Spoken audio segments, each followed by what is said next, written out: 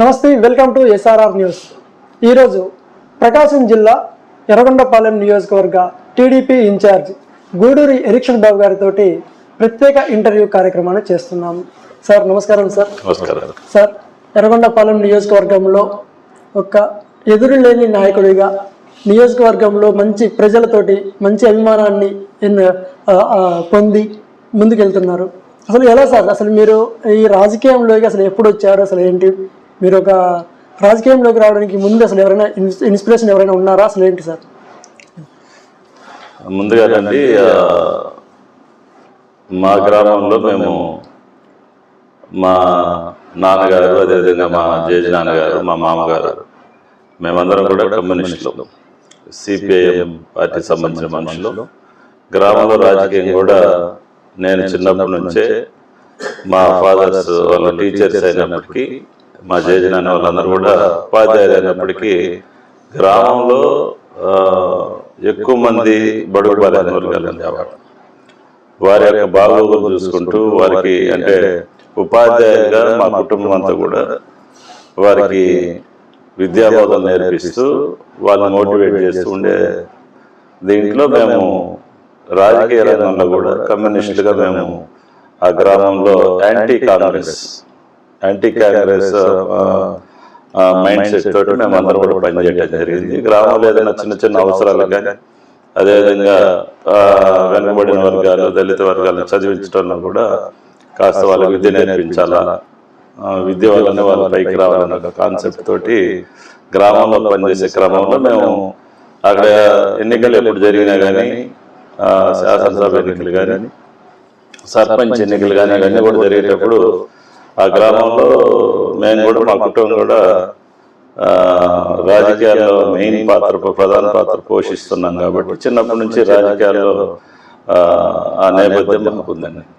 Sir, మీరు ఒక సర్పంచ్గా, ఒక ఎంపీపీగా, జెడ్పీటీసీగా, అలాగే తర్వాత లీడ్ క్యాప్ చైర్మన్గా కూడా పనిచేశారు. తర్వాత ఒక్కసారిగా ఎర్రగొండపాలెం ఎమ్మెల్యేగా టికెట్ వచ్చింది. అసలు ఎలా సార్, అసలు మీకు ఎమ్మెల్యేగా టికెట్ ఇవ్వడానికి చంద్రబాబు గారు మీలో ఏం చూశారు, అసలు ఏంటి సార్? అంటే నేను 1994 ప్రత్యక్ష రాజకీయాల్లోకి వచ్చానండి. అప్పటి వరకు నెల్లూరులో నేను మా బావగారు వీళ్ళందరం కూడా ఒక నర్సింగ్ స్కూల్ పెట్టి దాన్ని నడుపుతూ ఉండేవాళ్ళం.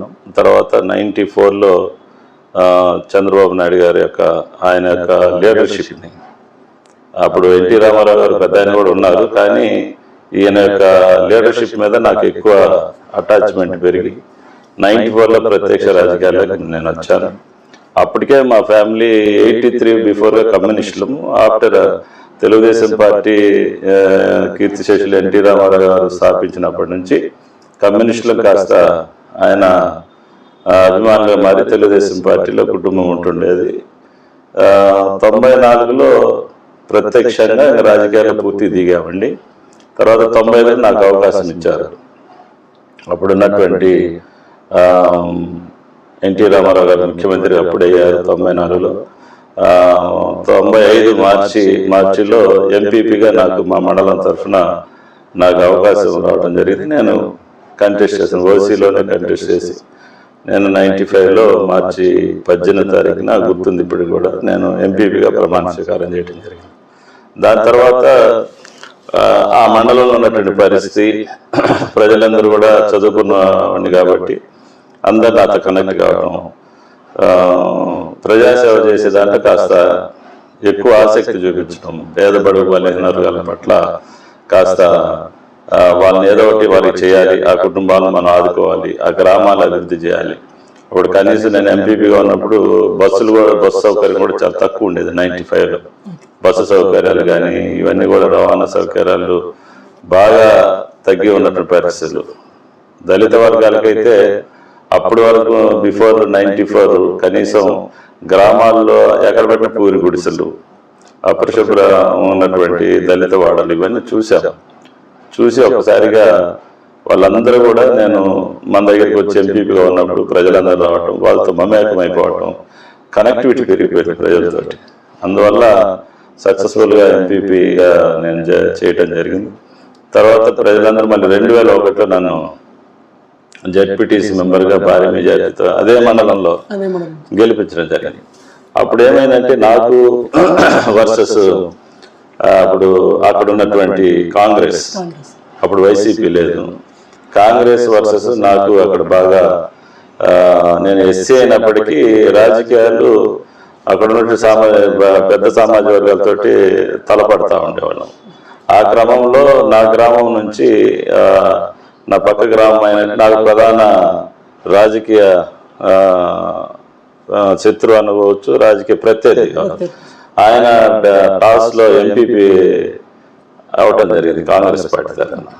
అప్పుడు ఆ మండలంలో మా పార్టీని కాపాడుకోవాలా, ఈ జనాలందరినీ మనం కనెక్ట్ అయిపోయినారని చెప్పేసి నేను ఎంపీపీ జెడ్పీటీసీ పోటీ చేసిన సర్పంచ్ కూడా నేను నిలబడాల్సి వచ్చిన పరిస్థితి ఆ రోజు కలిగింది. ఎందుకంటే నాకు రాజకీయ శత్రు ప్రత్యర్థి ఎంపీపీ అయ్యారు టాస్లో.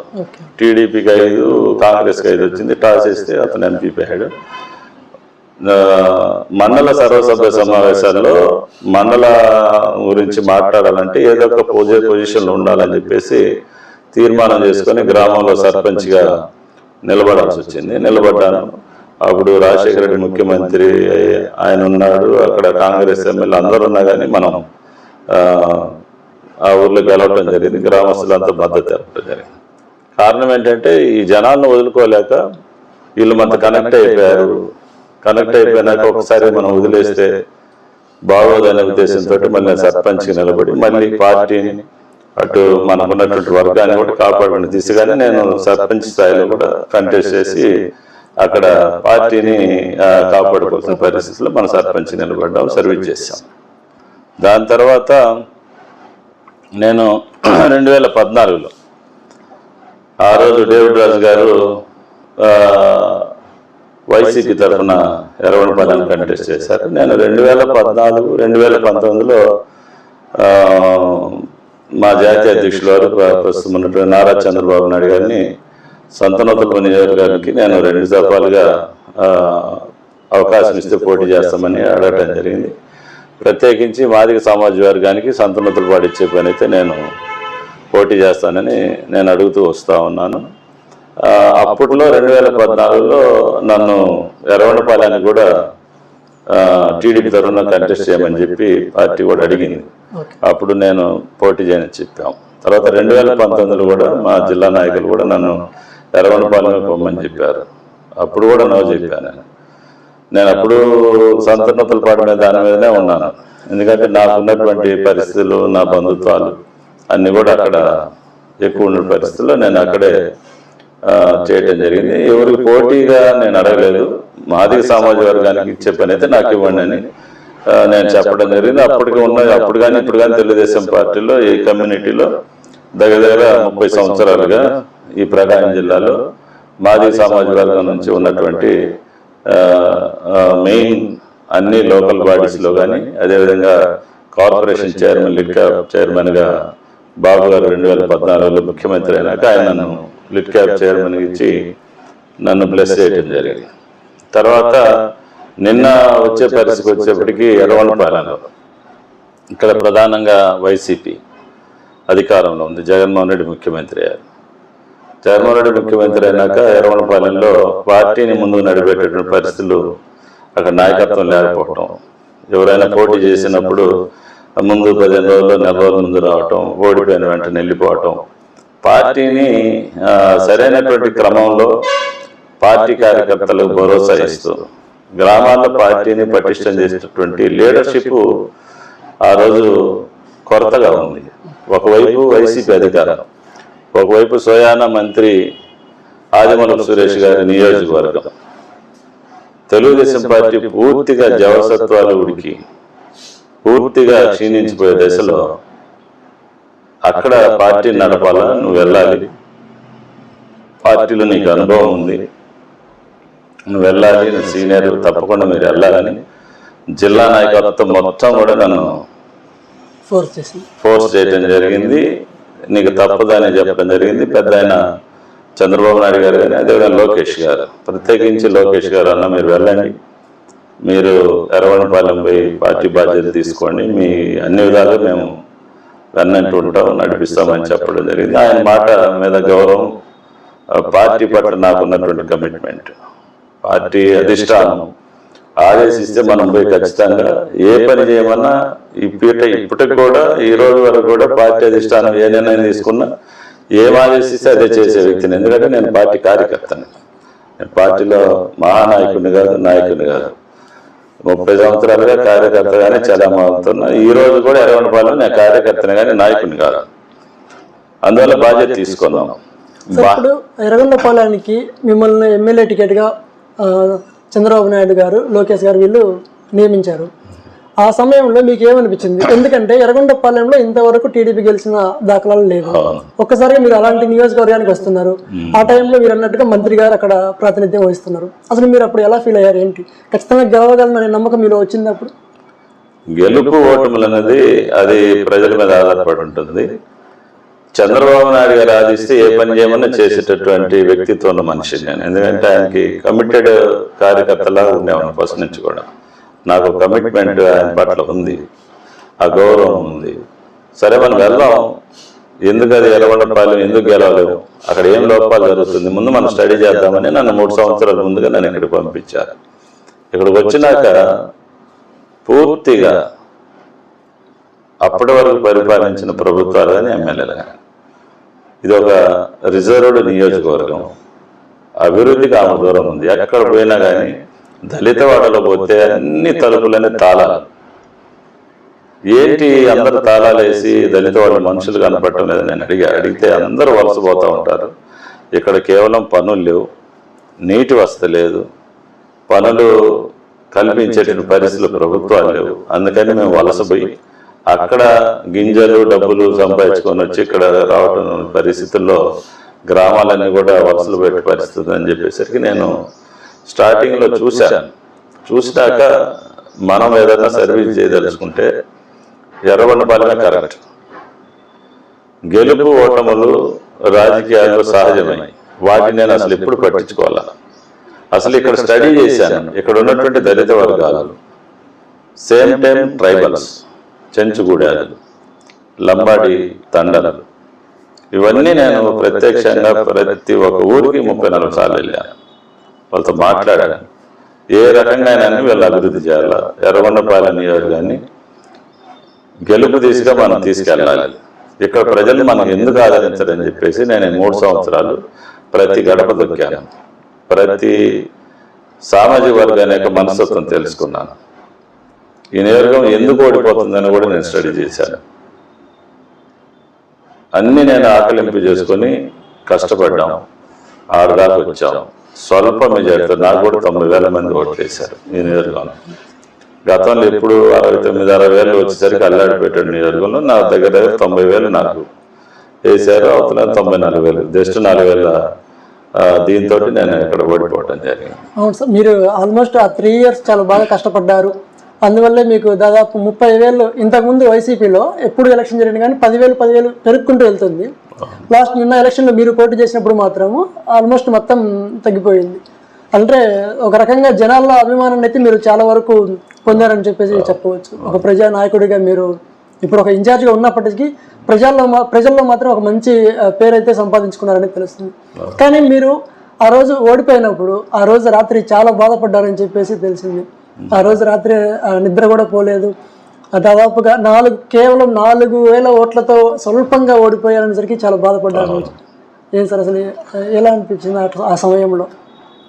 అంటే నియోజకవర్గం కోసం ఎంతో కష్టపడ్డారు, నిరంతరం మీ ఫ్యామిలీని కూడా పక్కన పెట్టేసి నియోజకవర్గాన్ని ఫ్యామిలీగా భావించి మీరు కష్టపడి పనిచేస్తున్నారు. ఎలా సార్ ఆ రాత్రి మీరు ఎలా బాధపడ్డాను? ఎందుకు బాధపడ్డానంటే రాష్ట్ర వ్యాప్తంగా భారీ ప్రభంజనంతో తెలుగుదేశం పార్టీ గెలిచింది. దాని తర్వాత వైసీపీ పూర్తిగా తుడిచిపెట్టుకోవడమైంది. రాష్ట్రంలో 11 సీట్లే గెలిచింది.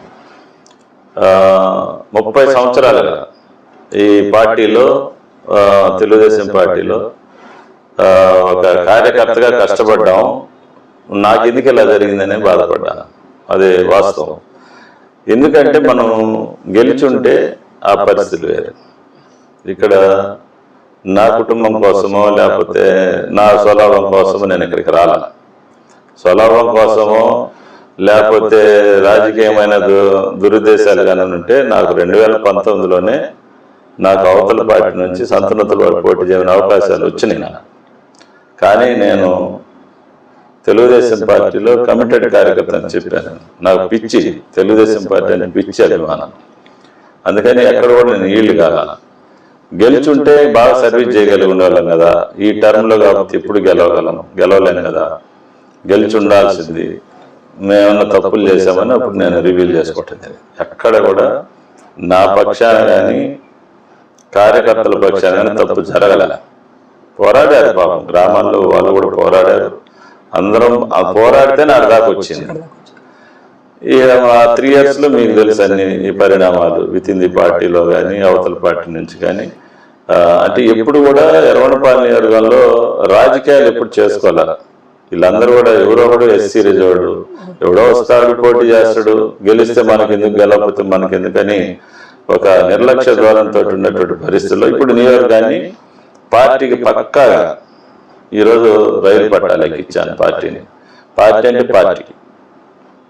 ఇక వేరే ఇంతకుముందు ఉన్నటువంటి ఆలోచన కూడా నాయకత్వం ఈరోజు ఇంతకుముందు నాయకుల్లో కూడా అటు ఇటు ఆలోచనలు ఇప్పుడు ఆ ఆలోచనలు కూడా లేవు. ఇన్ఛార్జి గారు పక్కగా పార్టీ చూస్తున్నారు, పార్టీ కార్యకర్తలు గౌరవిస్తున్నారు. ఇలాగా నేను ఈరోజు ఉదయం 6:30కు లేచాము. 6:30 నుంచి మీరు చూశారు, మీరే 10 గంటలకు వచ్చారు. నేను 11:30కి టిఫిన్కి వెళ్ళాను. మళ్ళీ టిఫిన్ చేసుకొని వచ్చినాక ఇప్పుడు దాకా జనాలు. నైట్ 1 గంట వరకు ఈ ప్రజలందరూ వస్తూ ఉన్నారు.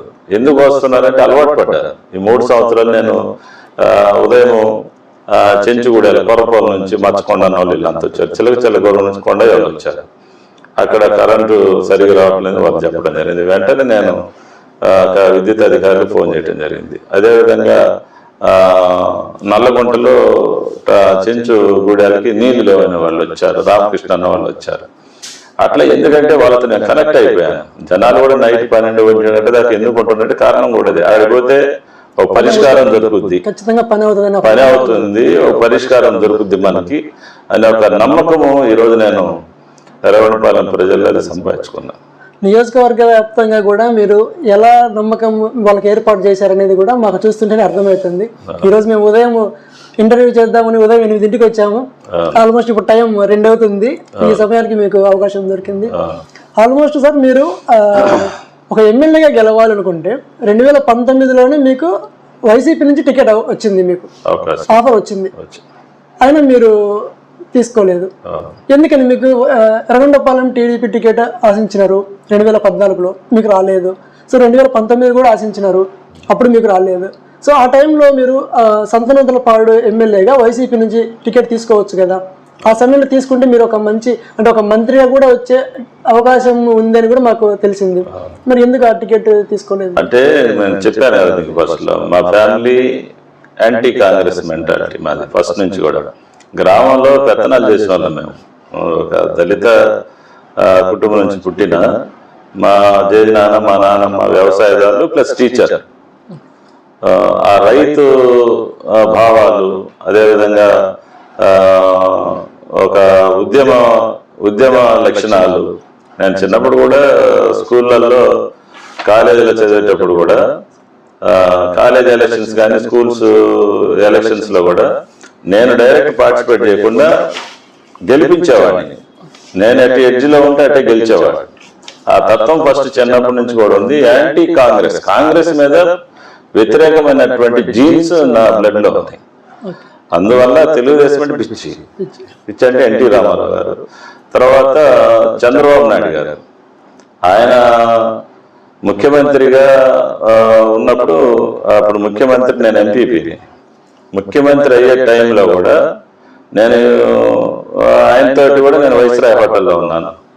మా ఎమ్మెల్యే తోటి నేనున్నా. అంటే నేను చిన్నప్పటి నుంచి ఆయన లీడర్షిప్ మీద, మనకి నాయకత్వం మీద మంచి నమ్మకం ఉంది.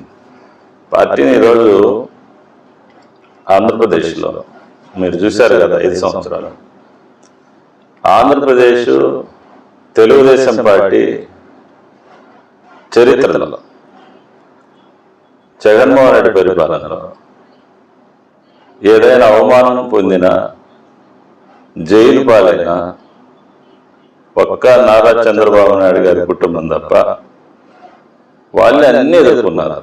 53 రోజులు ఆయన జైల్లో పెట్టారు. ఏది తప్పు చేయనటువంటి కేసులు పెట్టి కక్షపూరితంగా ఆయన జైల్లో పెట్టడం జరిగింది. కుటుంబ సభ్యులను కూడా అవమానపరచడం జరిగింది. ఇవన్నీ కూడా ఆయన ఎవరి కోసం ఎదుర్కొన్నారు? ఆయన కుటుంబం కోసం ఎదుర్కోవాలి. ఈ రాష్ట్ర అభివృద్ధి కోసం. రాష్ట్రంలో అభివృద్ధి అంతా చాడి తెచ్చిపోయింది. రాజ్యాంగ వ్యవస్థలు జగన్మోహన్ రెడ్డి పరిపాలన కుప్పగూలిపోయినాయి. వీటిని మనం పరిరక్షించాలా అని కేవలం అది ఒక సదుద్దేశంతో ఆలోచనతో ఆయన చంద్రబాబు నాయుడు గారు కుటుంబం మాత్రమే కష్టపడ్డారు. ఈరోజు లోకేష్ బాబు గారు ఆయన కూడా పాదయాత్రను తీసుకున్నారు.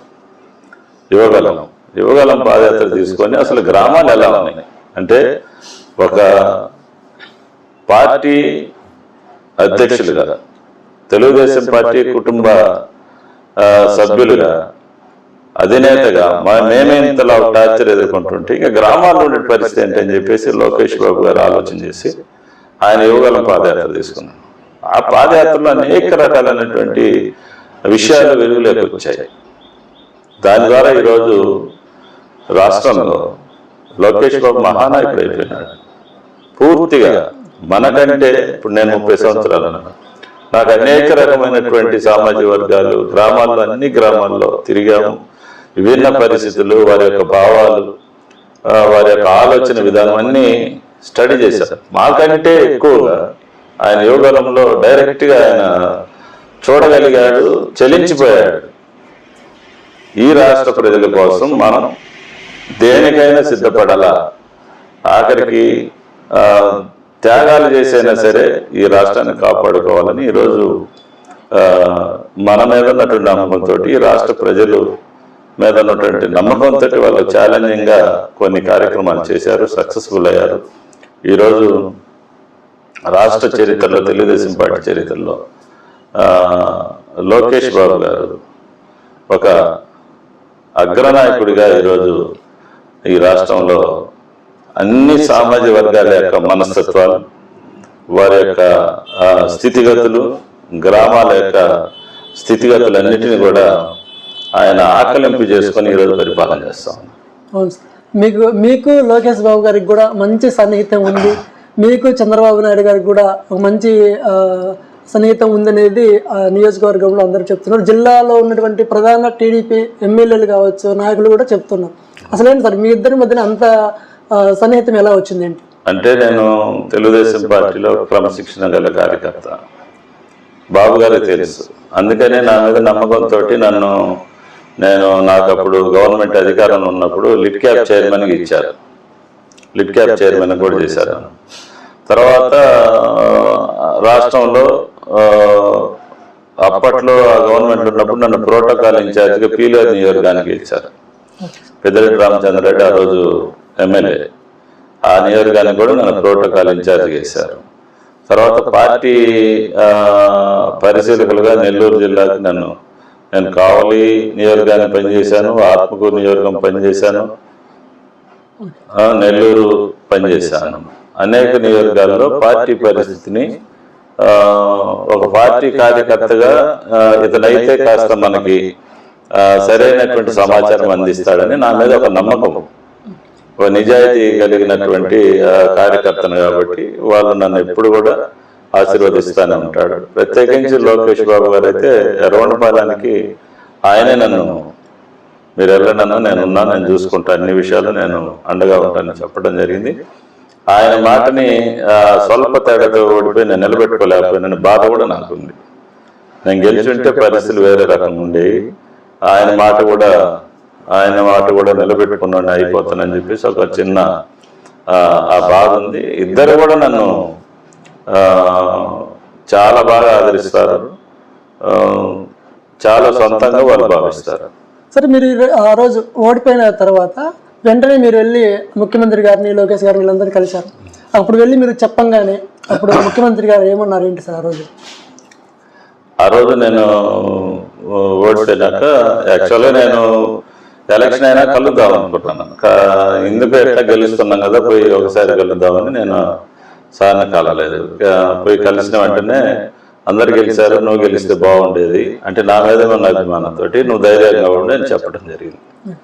సార్ ఇప్పుడు చూసుకుంటే ఎర్రగొండపాలెం నియోజకవర్గంలో నేనే రాజు నేనే మంత్రిగా ఇప్పుడు మీరు వ్యవహరిస్తున్నారు. అంటే నియోజకవర్గంలో ఎవరికి ఏం కావాలన్నా కానీ మీ దగ్గరికే వస్తున్నారు, మీరే పరిష్కరిస్తున్నారు కూడా.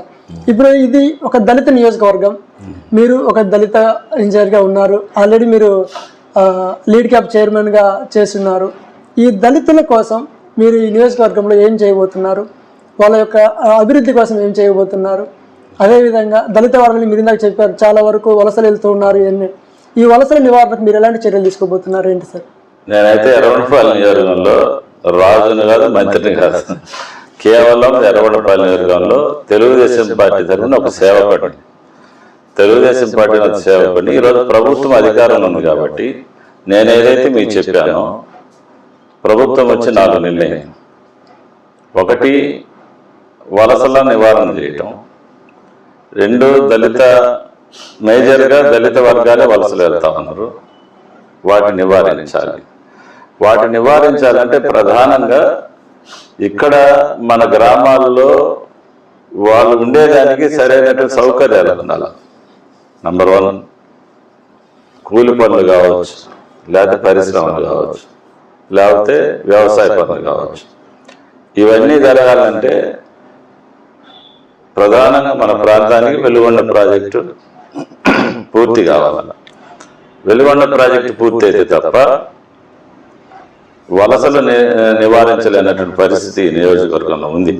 ఈరోజు పరిశ్రమలు పెట్టాలన్నా, వలసలు నివారించాలంటే పరిశ్రమలన్నా పెట్టాలా, లేకపోతే నీటి వసతులన్నా ఉండాలా. పరిశ్రమలు పెట్టాలన్నా నీరు కావాలి. ఇప్పుడు అందువల్ల వెలుగొండ ప్రాజెక్టు పూర్తి చేస్తే వలసలు ఖచ్చితంగా అవుతాయి. ఎందుకంటే ఈరోజు రాష్ట్ర ముఖ్యమంత్రి వర్యులు గౌరవనీయులు నారా చంద్రబాబు నాయుడు గారు ఈ యొక్క నదుల అనుసంధానం అయితేనేమి ప్రాజెక్టులు పూర్తి చేయడం దానికి మొదటి ప్రాధాన్యత తీసుకుని ఆయన పనిచేస్తున్నారు. ప్రత్యేకించి రాష్ట్రంలో పోలవరం, దాని తర్వాత వెలుగొండ ప్రాజెక్టుని ఆయన సెకండ్ ప్రయారిటీ పెట్టుకొని ఈరోజు వస్తున్నాడు. దీనిని ఫస్ట్ ఆఫ్ ఆల్ మనం దీన్ని కంప్లీట్ చేసుకుంటే వెలుగొండ ప్రాజెక్టు నుంచి నీళ్ళు వస్తే వలసపోయే మనోళ్ళ దగ్గర కూడా దళిత వర్గాల దగ్గర కూడా ఎకరాలు 2 ఎకరాలు 3 ఎకరాలు భూమి కూడా ఉంది. అవి సాగు చేసుకోవాలని నీళ్ళు ఉంటాయి. నీళ్ళు ఉంటే మాత్రం ఖచ్చితంగా వాళ్ళు వలసపోరు. అందుకని first of all Veligonda project పూర్తి చేసేదానికి మేమందరం కూడా ప్రకాశం జిల్లాలో ఉండేటువంటి 10 మంది ఎమ్మెల్యేలు, 2 ఇన్ఛార్జీలు చిత్తశుద్ధితోనే పనిచేస్తా ఉన్నారు. అదేవిధంగా మా మంత్రివర్యులు గొట్టిపాటి రవికుమార్ గారు, స్వామి గారు ప్రత్యేకించి దీని మీద ప్రత్యేకమైన దృష్టి పెట్టి ఎప్పటికప్పుడు ముఖ్యమంత్రి వారి దృష్టికి తీసుకెళ్తా ఉన్నారు. వలసల నివారణ కారణం. తర్వాత పరిశ్రమలు, ఈ నీళ్ళు వస్తేనే పరిశ్రమలు వస్తాయి. ఏదో ఒక పరిశ్రమ తేవాలా, మనకు సంబంధించినటువంటి పరిశ్రమలు ఎక్కడ ఉంటే తప్ప వలసలు నిరోధించలేమనే ఉద్దేశంతో కూడా మేము దాన్ని కూడా ప్రణాళికబద్ధంగా వెళ్తా ఉన్నాం.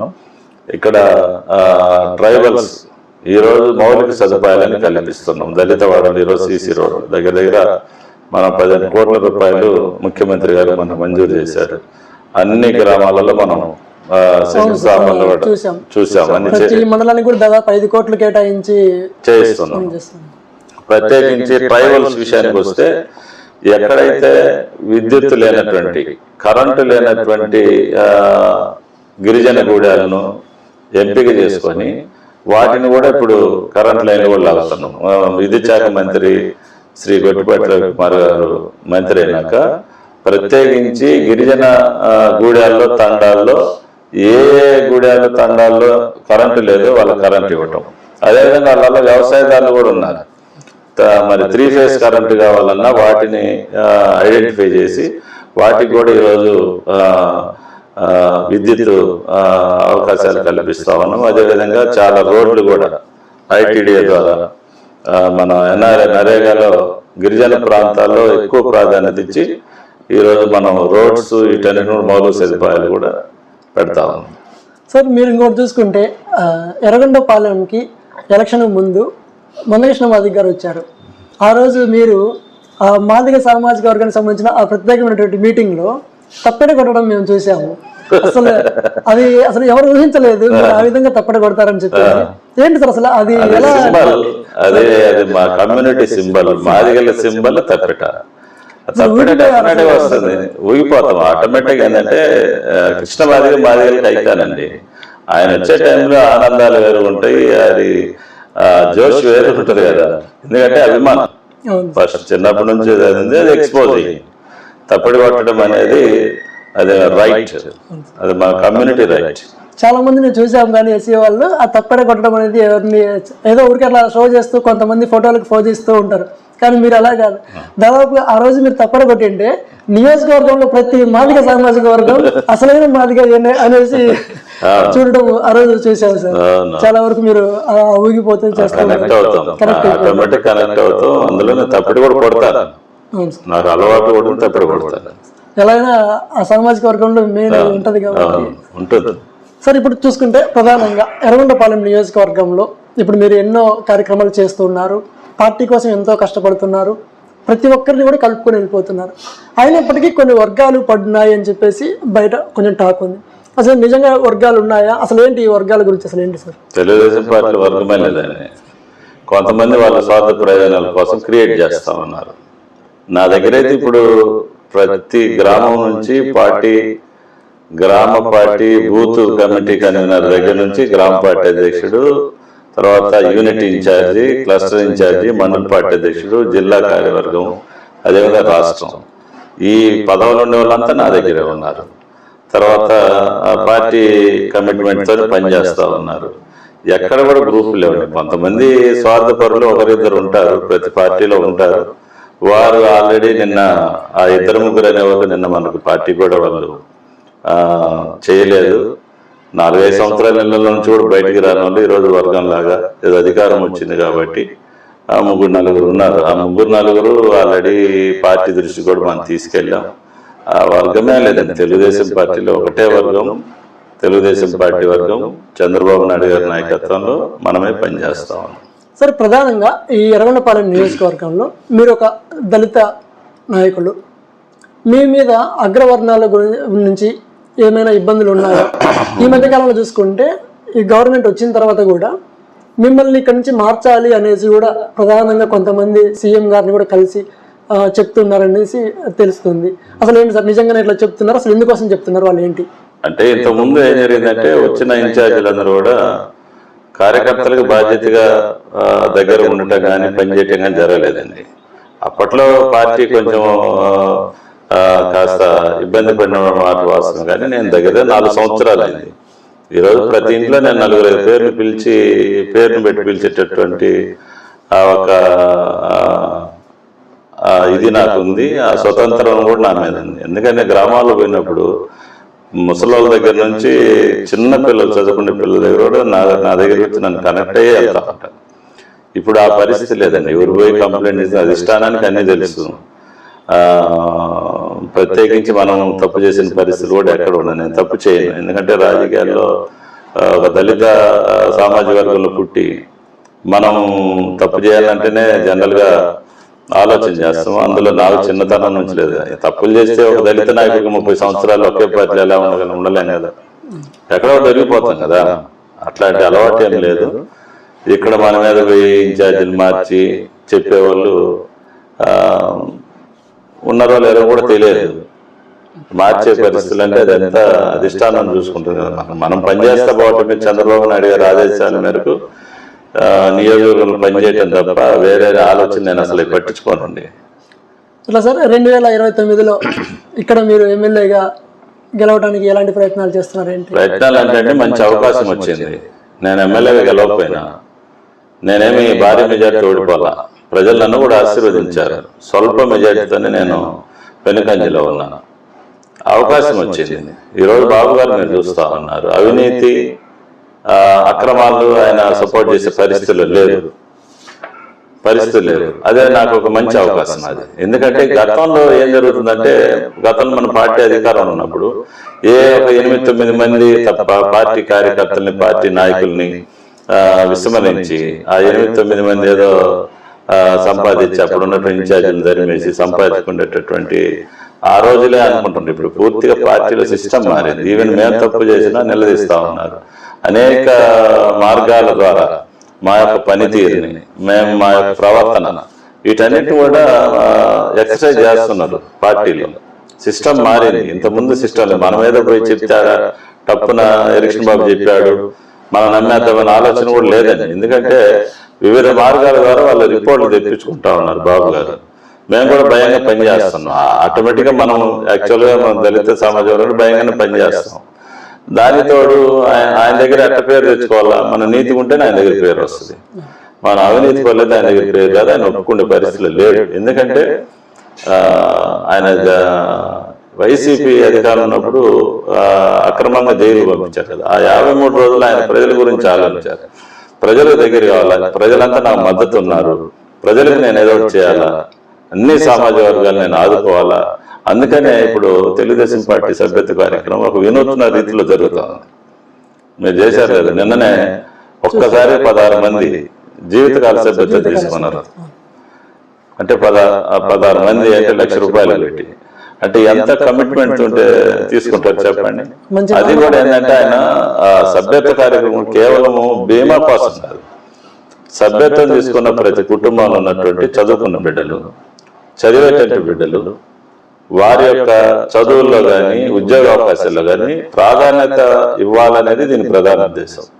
దాని తర్వాత ఎంటర్ప్రెనర్స్గా అంటే పారిశ్రామికవేత్తలుగా ప్రతి కుటుంబం నుంచి ఉద్యోగాలే కాకుండా మిగతా రంగాల్లో కూడా నేను ఒక పరిశ్రమను పెట్టుకోవాలా, మినిమం చిన్న పరిశ్రమలు కానీ ఏదో ఒకటి పెట్టుకోవాలనే వాళ్ళు కూడా పూర్తిగా ప్రోత్సాహాన్ని ఇచ్చి ఆ కుటుంబాన్ని ఏ రకంగా అయినా కానీ ఆంధ్రప్రదేశ్లో ఉండేటటువంటి ప్రతి కుటుంబాన్ని ఆర్థిక పరంగా బలపరచాలనేదే ఒక మార్గం చూపించాలనేది ఆయన ప్రగాఢమైనటువంటి ఆలోచన.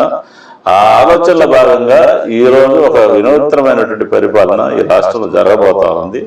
దానికి మేమందరం కూడా అవినీతికి తావలేకుండా, అరాచకాలకు తావలేకుండా, కక్షలకు తావలేకుండా చంద్రబాబు నాయుడు గారి ఆలోచన మార్గంలో నడవాలనేదే ఒక నిర్ణయం తీసుకొని ముందుకెళ్తాం.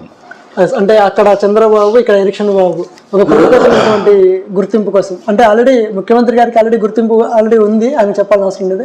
సో ఇప్పుడు మీకు కూడా ఎర్రగొండపాలెంలో ఒక ప్రత్యేకమైనటువంటి ఒక మార్పు కోసం మీరు పనిచేస్తున్నారని చెప్పవచ్చు. సరే, అలాగే చూసుకుంటే ఎర్రగొండపాలెం నియోజకవర్గంలో రేషన్ మాఫియా ఎక్కువ జరుగుతుంది, దాన్ని మీరే ప్రోత్సహిస్తున్నారు అనేది ఉంది. ఏంటి సార్, నిజంగా మీరు ప్రోత్సహిస్తున్నారు? రేషన్ మాఫియా అంటే నేను తెలియదు, నాకు ప్రోత్సహించేది ఉంది. రేషన్ మాఫియా నేను చూస్తామని ఈ మధ్య 2-3 రోజుల నుంచి. రేషన్ బియ్యం అనేది ప్రభుత్వం పేదలకు ఇచ్చేటటువంటి బియ్యం. అది ఫస్ట్ ఆఫ్ ఆల్ ఇక్కడ ఎక్కడ జరుగుతుందంటే, పేదలు ఇచ్చిన బియ్యాన్ని సద్వినియోగం చేసుకోవాలా, తినాలి. పేదలకు ఇచ్చే వాళ్ళే అమ్ముకునే పరిస్థితులు తయారైపోయినాయి. ఇది గత ప్రభుత్వంలో యథేచ్ఛగా జరిగిపోయింది.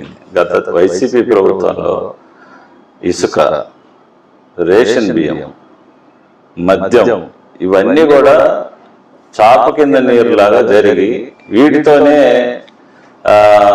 అంటే ఒకటే కాదు, ప్యాకెట్ క్లబ్బులు, కోడి పందాలు, ప్రతిదీ కూడా ఒక జోగం లాగా తయారు చేసింది వైసీపీ అధికారం ఉన్నప్పుడు. మా ప్రభుత్వం వచ్చినాక నేను 2-3 నెలలు అప్పుడు ఎవరైతే చేస్తున్నారో ఈ కొనుక్కొని, అది ఇదేమీ వ్యాపారం కాదు, లేకపోతే ఒక సంస్థ పెట్టి నడిపేదే కూడా, 2-3 నెలలు బాగా కట్టడి చేశాం. అప్పుడు వైసీపీలో ఎవరైతే ఈ కార్యక్రమాలను నిర్వహిస్తున్నారో వాళ్ళే కంటిన్యూ చేస్తూ పోతా ఉంటారు. మీకు తెలుసు కదా, అన్ని చోట్ల అన్ని రకాల మనుషులు ఉంటారు.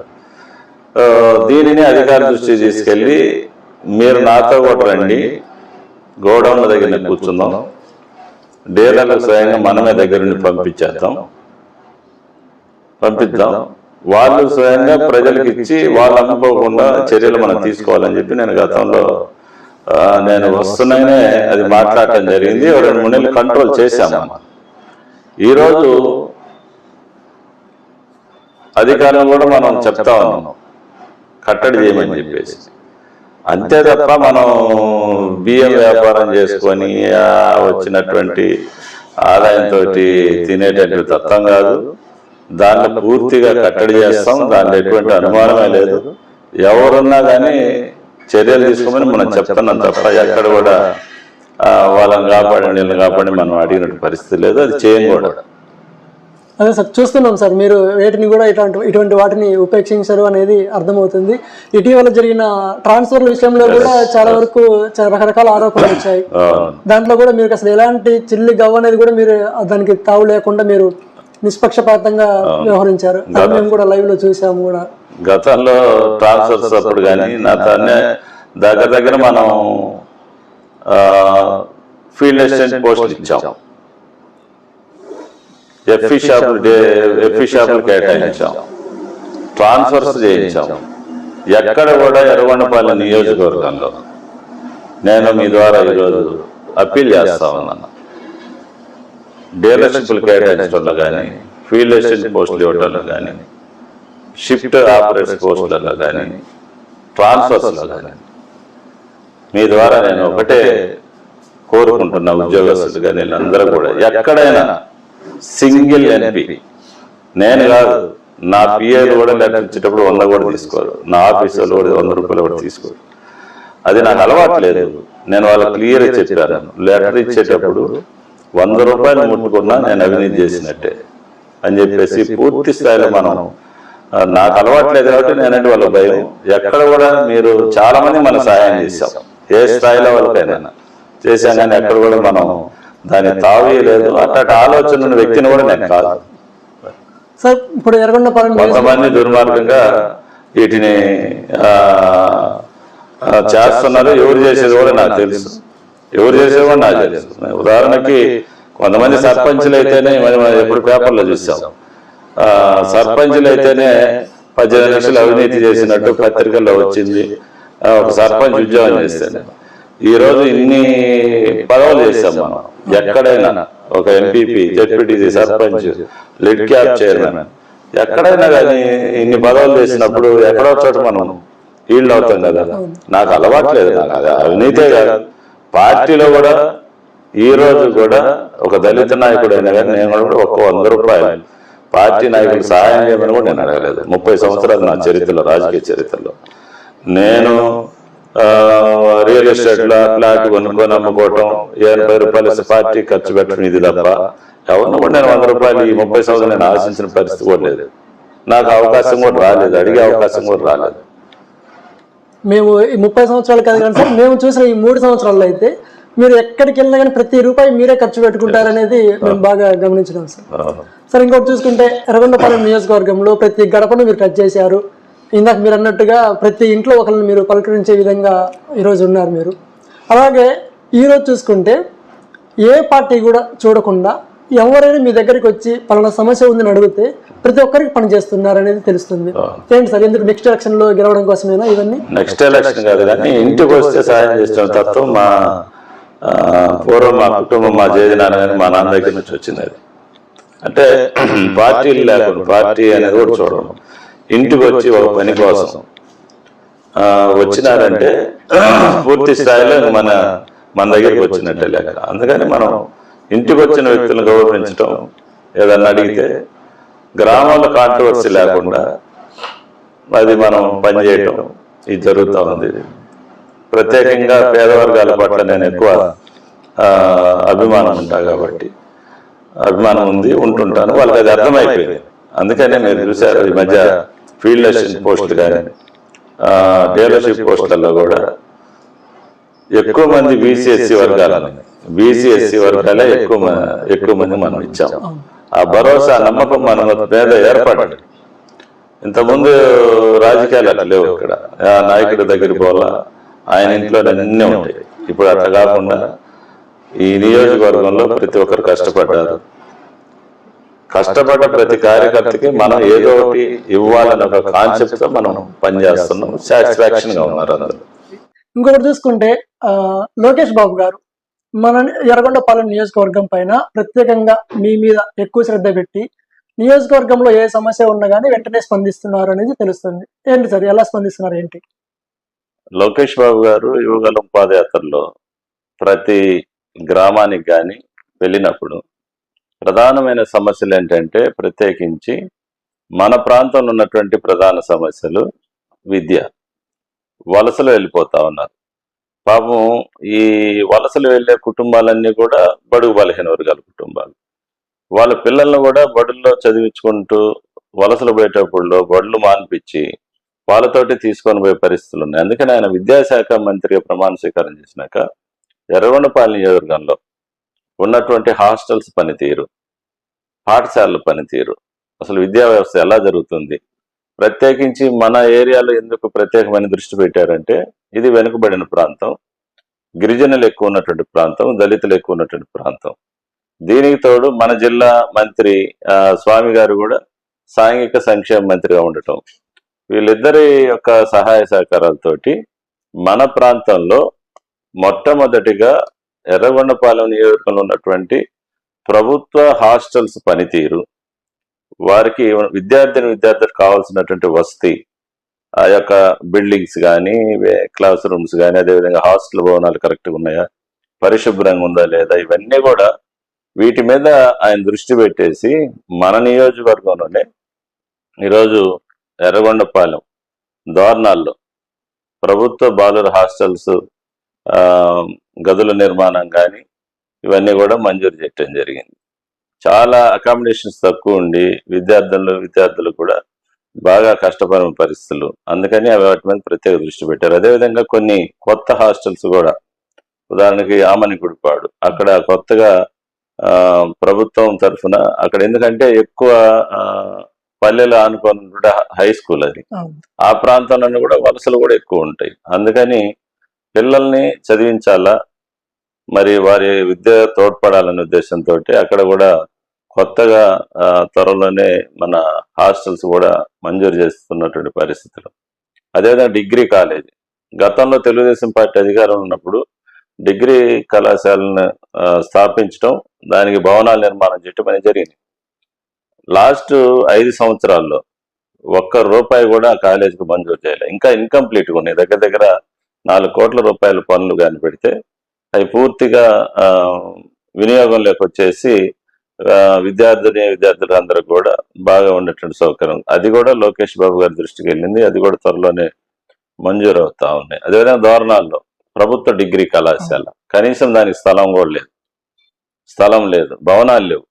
అందుకని దాని మీద కూడా ప్రత్యేకమైన దృష్టి పెట్టారు. ఖచ్చితంగా లోకేష్ బాబు గారు ఇక్కడ ఎందుకు దృష్టి పెట్టారంటే ఇది వెనుకబడిన ప్రాంతం, ప్రత్యేకించి నల్లమల్ల అటవీ ప్రాంతం. అదేవిధంగా కార్యకర్తలకు ఏదన్నా కష్టం వచ్చినా కానీ ఇమ్మీడియట్ గా స్పందిస్తా ఉన్నారు ఆయన.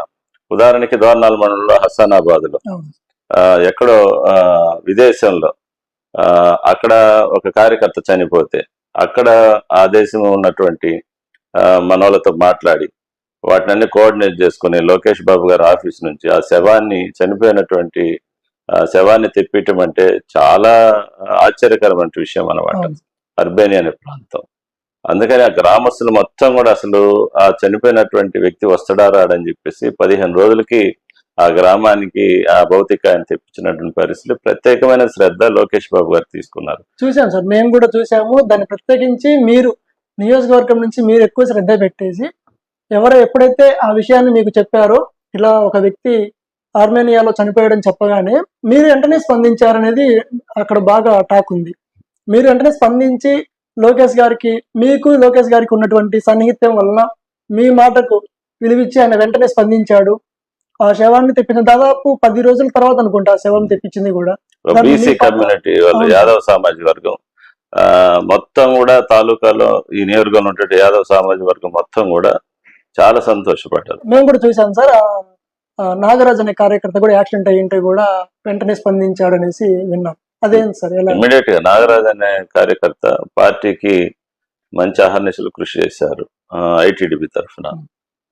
తర్వాత ఆయన యాక్సిడెంట్ అయినప్పుడు ఇమ్మీడియట్ గా ఆయన స్పందించి హాస్పిటల్కి అప్పటికప్పుడే ఫోన్ చేసి ఎల్ఓసి ఇచ్చి మెరుగైన వైద్యం అందించి ఈరోజు ఇంటికి వచ్చినటువంటి పరిస్థితి సజీవంగా. వాస్తవంగా అయితే నాగరాజు బ్రతుకుతాడని ఎవరు అనుకోలే, అంత సీరియస్ యాక్సిడెంట్. ఇలాంటి కార్యక్రమాలు లోకేష్ గారి ద్వారా జరుగుతూ ఉంటే కార్యకర్తలు ఒక లోకేష్ బాబు గారి మీద ప్రత్యేకమైనటువంటి ఒక అభిమానం, అది కూడా కాకుండా బడుగు బలహీన వర్గాలకి ఇమ్మీడియట్ గా ఆయన స్పందించిన తీరు ఆ వర్గాల్లో కాస్త ఆ చాలా ఆయన మీద ప్రేమ అభిమానాలు పెంచుకుంటున్న పరిస్థితులు జరుగుతూ ఉన్నాయి. అందుకనే ఏది వచ్చినా కార్యకర్తల సంక్షేమానికి, కార్యకర్తలు ఏదైనా జరిగితే ఇమ్మీడియట్ గా లోకేష్ బాబు గారి యొక్క ఆఫీస్ నుంచి కానీ ఇమ్మీడియట్ గా స్పందిస్తా ఉన్నారు. తగినటువంటి సహాయం ఆయన దగ్గర నుంచి అందుతా ఉంది. అవును సార్, చూస్తున్నాం సార్. అంటే మెయిన్ గా అధినాయకుడు చంద్రబాబు గారు అంటే ఇక్కడ నుంచి మాత్రం ప్రతిదీ మెయిన్ గా మీరు నిరీక్షణ బాబు గారు శ్రద్ధ తీసుకోవడం వలన, ఆ తర్వాత లోకేష్ బాబు గారు స్పందించడం ద్వారా నియోజకవర్గంలో ఇప్పటికే చాలా కార్యక్రమాలు కూడా చెప్పేదే కాదు లైవ్ లో కూడా చూస్తున్నాం, చాలా వరకు అందరికీ కనిపిస్తూ ఉంది సార్. ఇదంతా చూసుకుంటే నియోజకవర్గ పరిస్థితులు ఏంటి సార్? రోజుకొకరు మాకు నిరీక్షణ బాబు వద్దు అని చెప్తూ save the TDP, save Yerragondapalem అని చెప్తూ అమరావతికి క్యూ కడతా ఉన్నారు. అసలు ఏంటి సార్ దీని మీద మీరు స్పందన ఏంటి? వైసీపీకి సంబంధించినటువంటి నాయకులు తెలుగుదేశం పార్టీ అధికారంలోకి వచ్చినాక ఎప్పుడు లేనంతటువంటి బలమైన పటిష్టమైనటువంటి స్థాయిలో ఎర్రగొండపాలెం నియోజకవర్గంలో తెలుగుదేశం పార్టీ గట్టిపడతా ఉంది. అడ్మినిస్ట్రేషన్ గతంలో లేదు, ఈసారి అధికారం వచ్చింది. నా విషయానికి నేను ప్రతి గ్రామంలో గ్రామ పార్టీ, గ్రామ పెద్దలు, తెలుగుదేశం పార్టీ కార్యకర్తలు వాళ్ళందరూ కలిసి కూర్చొని ఏ నిర్ణయం తీస్తే దానికే నేను ఓకే అంటా ఉన్నా. గతంలో ఇది లేదు. ఏదో ఒక 5-6 మంది కూర్చొని కార్యకర్తలకు చెందాల్సింది చెందకుండా అలా అధికారం అంతా కూడా అట్లా దుర్వినియోగం చేసుకుంటూ పోబట్టి ఇక్కడ పార్టీ కుంటుపడ్డది. ఈరోజు ఆ పరిస్థితి లేదు. ఫస్ట్ టైం ఈ నియోజకవర్గంలో వైసీపీ ఇలాంటి లీడర్షిప్, ఇలాంటి అడ్మినిస్ట్రేషన్ ఎప్పుడు కూడా తెలుగుదేశం పార్టీలో లేదు అని వాళ్ళు భయపడతా ఉన్నారు. ఆ రకంగా వాళ్ళు ఫీల్ అవుతూ తెలుగుదేశం పార్టీని ఎలా డిస్టర్బ్ చేయాలని ఏదైతే నిన్న ఎన్నికల్లో కొంతమంది వైసీపీకి అంతర్గతంగా అదేవిధంగా పనిచేసినటువంటి వ్యక్తులు, ఈరోజు స్థానిక ఎమ్మెల్యే ఉన్నాడు, అతనే వీటన్నిటిని కూడా ప్రోత్సహిస్తున్నాడు. ఇండైరెక్ట్ గా వాళ్ళ కార్యకర్తలనే పంపిస్తున్నాడు తెలుగుదేశం పార్టీ ఆఫీస్కి. తెలుగుదేశం పార్టీ ముసుగులో వైసీపీ కార్యకర్తలు పోయి ఈ మధ్య చేసినందువల్ల అధిష్టానాన్ని పూర్తి తెలుసు. ఎందుకంటే నేను ఒక కార్యకర్తలాగా 36,000 మెజార్టీ ఉన్నటువంటి ఈ నియోజకవర్గాన్ని 4,750 తోటి నేను కోల్పోవటం జరిగింది. తెలుసు, అధిష్టానానికి కూడా తెలుసు మనం ఎంత కష్టపడుతున్నాం అనేది, ప్రతిదీ కూడా తెలుసు. ఎన్ని అడ్డంకులు వచ్చినా 6 నెలలకు ఒకసారి అభ్యర్థి వస్తారు, మళ్ళీ వెళ్ళిపోతారు. అంటే పార్టీని డిస్టర్బ్ చేసేటటువంటి ఒక ఆలోచనతో జరుగుతున్న పరిస్థితుల్లో ఈ నియోజకవర్గాన్ని అక్కడ దాకా మనం తీసుకొచ్చాం. ఈరోజు ఒక కార్యకర్తలాగా ఓడిపోయినప్పటికీ నేను ఎక్కడ కూడా వెనకడుగు వేయకుండా అధికారంతో సమన్వయం చేసుకుంటూ మరి అధిష్టానం నాకు ఇచ్చినటువంటి ఈ యొక్క అవకాశాన్ని కార్యకర్తల కోసమే చూస్తా ఉన్నా. ఈరోజు కార్యకర్తలు గ్రామాల్లో ప్రతి తెలుగుదేశం పార్టీ కార్యకర్త ఆ గ్రామంలో తెలుగుదేశం పార్టీ పెత్తనం చేసే నాయకుడు ఈరోజు అధికారం వచ్చినాక ఒక మంచి లీడర్షిప్ లో మేము ఉన్నామని చెప్పేసి ఒక భరోసా వచ్చింది, ధైర్యం కూడా వచ్చింది. అందుకని ఇప్పుడు ఎంతో మంది వైసీకి సంబంధించిన లీడర్స్ కూడా ఒక మంచి తెలుగుదేశం పార్టీలు ఇన్ని రోజులకి ఒక మంచి లీడర్ వచ్చాడు, వాళ్ళ పార్టీని బలపరుస్తా ఉన్నాడు, ఒక మర్యాద గౌరవం ఉన్నటువంటి వ్యక్తి, మనం పోయినా కానీ మంచిగా పలుకుతా ఉన్నాడు అని ఒక ఆలోచన ఈరోజు నియోజకవర్గంలో వచ్చింది. అందుకనే ఎంతమంది ఎక్కడికి వెళ్ళినా ఇక్కడ ఏమీ జరిగేటటువంటి పరిస్థితి లేదు. చంద్రబాబు నాయుడు గారి ఆదేశాలు మాకు, లోకేష్ బాబు గారి ఆశీస్సులు, వారి ఆదేశాలు ఖచ్చితంగా ఇక్కడ తూచా తప్పకుండా పాటిస్తాం. వాళ్ళు మనకు పూర్తి స్థాయిలో అధికారాన్ని ఇచ్చినామని చెప్పేసి అధికారాన్ని దుర్వినియోగం చేయకుండా, నేనైతే కార్యకర్తలు పలానా నిరీక్షణ బాబు మన దగ్గరికి వచ్చారు, అతని వల్ల మన గౌరవం పెరిగిందని ఈరోజు గ్రామాల్లో ప్రతి కార్యకర్త అనుకుంటున్నాడు. ఇంకా ఎక్కువ చేస్తాం, నాకు అనుమానం లేదు. ఎందుకంటే నియోజకవర్గంలో ఇప్పటికే దగ్గర ప్రతి మండలానికి 5-6 కోట్ల రూపాయలు మనం ఈ గ్రామాల్లో సిమెంట్ రోడ్ల నిర్మాణం ఇవన్నీ చేపట్టాం.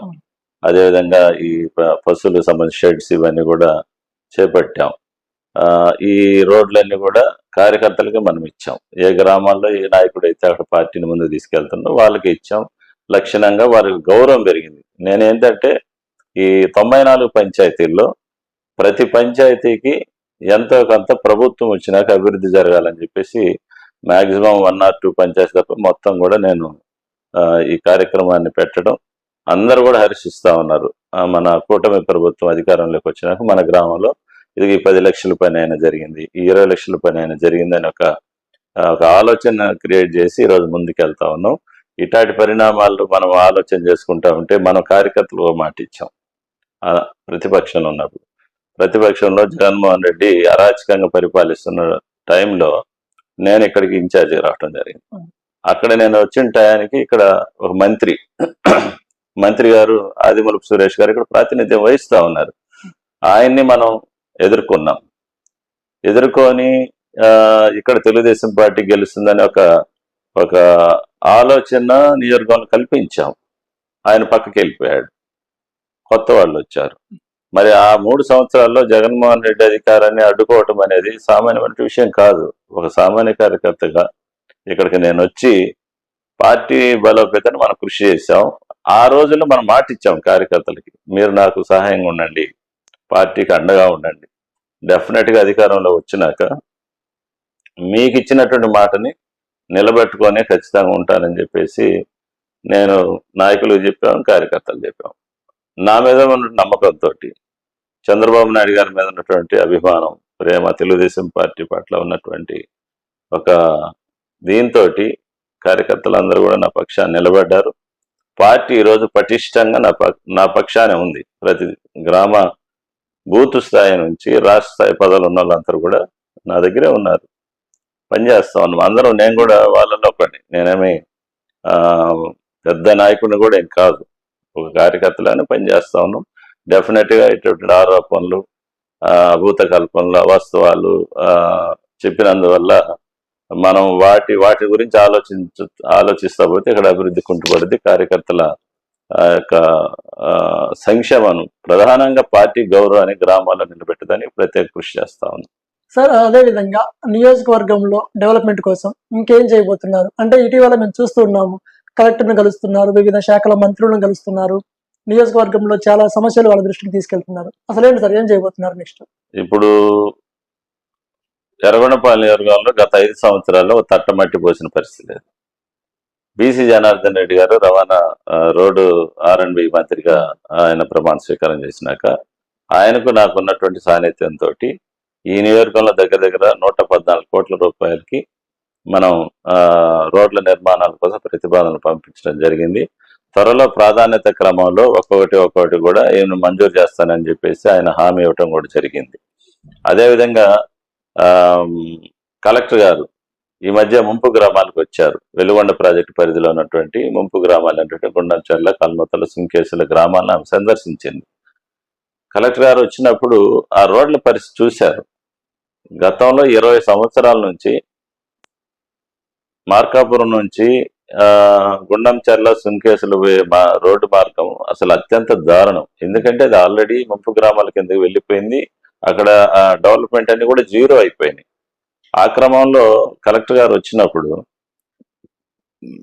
ఆమె స్వయంగా చూసి ఇమ్మీడియట్ గా, మేడం గారు ఇది చాలా హారిబుల్ పరిస్థితి మేడం, 20 సంవత్సరాలు అయింది వాళ్ళని టేక్ ఓవర్ చేసుకొని గవర్నమెంట్, మరి ఈ ఒక్క తట్టమట్టి కూడా మనం పోయలేకపోయినామని చెప్తే ఆమె ఇమ్మీడియట్ గా మేడం గారు స్పందించి 52 లక్షల రూపాయలతోటి ఆమె గ్రాంట్ ని మంజూరు చేసి టెండర్స్ కూడా కాల్ఫర్ అయిపోయినాయి, టెండర్స్ కూడా అయిపోయినాయి, రోడ్లు కూడా మొదలు పెట్టిన పరిస్థితులు.